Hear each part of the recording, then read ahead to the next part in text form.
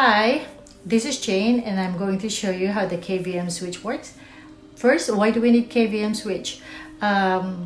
If you're working or using your desktop and laptop, what happens, you need to use two sets of keyboard and mouse as well.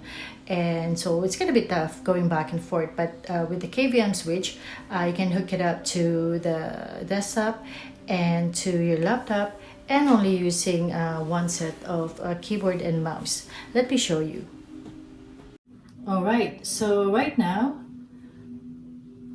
this is my third monitor, which is hooked up to my desktop. As you can see, there is my cursor here, and I have my two monitors here that's hooked up to my laptop.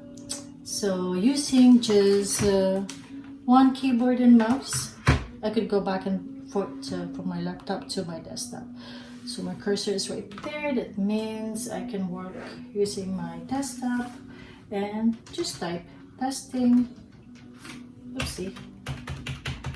Okay, and here it is. Testing. Oh. And testing. Alright. And now I'm gonna go back and work on my laptop. I just have to click here. And my mouse, it's right here now on my laptop, my second monitor. And now you can go to your first monitor as well. So I could say this is awesome.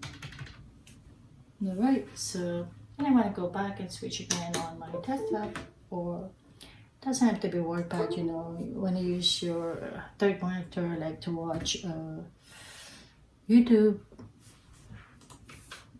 And so type again, it's right there, it's working here, and you go switch back and forth, that easy.